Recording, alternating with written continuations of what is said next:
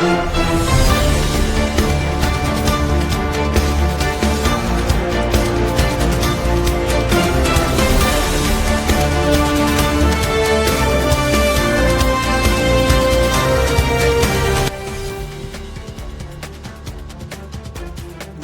Group ग्रामपंचायत माळेगाव अंतर्गत वखारपाडा येथे अंगणवाडीमध्ये आपण आज भेट दिलेली आहे. आणि परिस्थिती बघता या विद्यार्थ्यांना जे काही आवश्यकतेनुसार जे काही खेळणी पाहिजे, पाण्याची सुविधा पाहिजे, अंगणवाडीमध्ये विद्यार्थी किंवा जे काही बालक बच्चे येतात त्यांना पोषण आहार किंवा त्यांचं मनोबल वाढण्यासाठी खेळणी, विविध प्रकारचे जे काही उपक्रम राबवण्यात येईल ते प्रत्येक अंगणवाडीमध्ये या प्रकारे राबवण्यात आलेच पाहिजे. त्यासाठी ग्रामपंचायत माध्यमातून विविध उपक्रमासाठी जो काही निधी उपलब्ध 5% होतो तो दिला गेलाच पाहिजे आणि त्याचं केलं पाहिजे असं तालुक्यातील सर्व अंगणवाड्यांना हे उपक्रम राबवण्यात यावे, जेणेकरून जे काही बालक आहेत ती भविष्यात पहिलीत जाताना त्यांचं जी बुद्धिमत्ता आहे त्याच्यानुसार त्या पहिलीमध्ये त्यांना कुठलीही अडचण येत म्हणजे पाया पक्का असेल तर विद्यार्थी किंवा बालकांना कोणतीही अडचण येत नाही. आपण या अंगणवाडीला भेट दिली आणि गौरीताई देशमुख या अंगणवाडीच्या सर्व बालकांना विद्यार्थ्यांना जे काही शिकवण्याचं काम करतात तर खरोखर एक मी बघितल्यानंतर खरोखर मला चांगलं वाटतं. त्यांचा अनुक्रम प्रत्येक अंगणवाडीने घेण्यात यावा. सोपान पवार. हा कोणता आहे? पिवळा. कोणता कलर आहे? पिवळा. आणि हा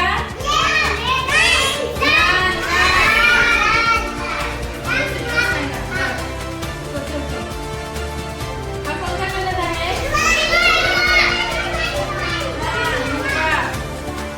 हा कोणता कलर आहे? आणि हा निळा आहे.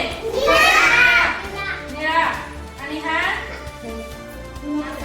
आकाशी कलर आहे. आणि हा आहे ना लाल कलर?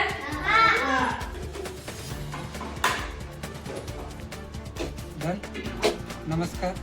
ग्रुप ग्रामपंचायत माळेगाव अंतर्गत वखारपाडा येथील जी ही अंगणवाडी आहे तर सर्वसाधारण आपला परिचय द्या.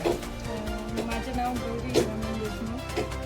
मी स्थानिक आहे आणि अंगणवाडीचं नाव म्हणजे माळेगाव एक आहे. जरी वखारपाडा गावाचं नाव असलं तरी सुद्धा अंगणवाडीला नाव माळेगाव एक आहे. विद्यार्थी किती आहेत? लाभार्थी सर्वेप्रमाणे 52 आहेत आणि तसेच धरले जे रेग्युलर येत आहे ते 47 आहेत. तुमच्या अंगणवाडीचा टायमिंग काय आहे? टायमिंग 9:30 ते 4 वाजेपर्यंत आहे. सकाळी 9:30 ते संध्याकाळी 4 वाजेपर्यंत. तर विद्यार्थी रोज येतात. हो, रोज. आहारामध्ये म्हणजे त्यांना रोजच्या रोज काय दिलं जातं? म्हणजे आपण दर आठवड्याचं आपलं रुटीन आहे. बरोबर. तर सोमवारी लापसी आणि खिचडी असते. तसेच मंगळवारी उसळ, आपली वाटाण्याची उसळ आणि वरण भात असते. स्तंद माता, गरोदर मातांसाठी असं काही आहार असतो?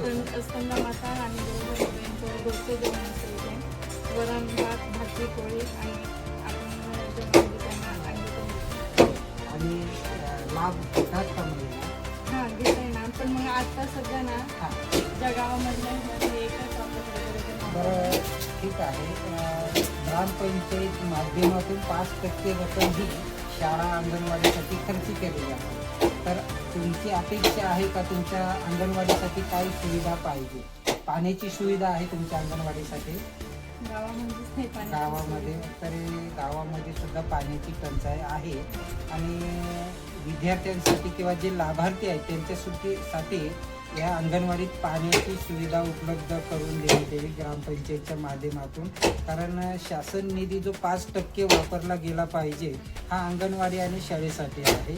तर संबंधित जे कोणी सरपंच, ग्रामसेवक आहेत यांनी खरोखर या अंगणवाडीसाठी, जिल्हा परिषद शाळेसाठी जो काही निधी उपलब्ध असतो तो खर्च करण्यात यावा. त्याशिवाय विद्यार्थ्यांना खेळणी वगैरे आहेत का? नाही विद्यार्थ्यांना खेळणी विजिटसाठी जे काही तुमच्या सेविका आहेत विजिटसाठी येतात का तुमच्याकडे? हो कधी येतात? महिन्याचं? हा महिन्यातून महिन्यातून म्हणजे तुमच्याकडे दोन विजिट तरी होऊन जातात. 2 विजिट येतात. छान चांगली गोष्ट आहे. आणि अशी विजिट प्रत्येक गावागावात प्रत्येक अंगणवाडीत झालीच पाहिजे.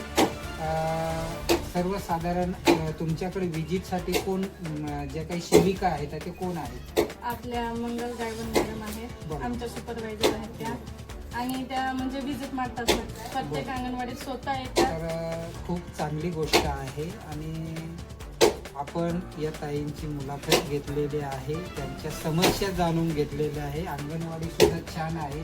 विद्यार्थी वेळेवर येतात आणि वेळेवर त्यांना जो काही आहार दिला जातो तो पण देण्यात येतो.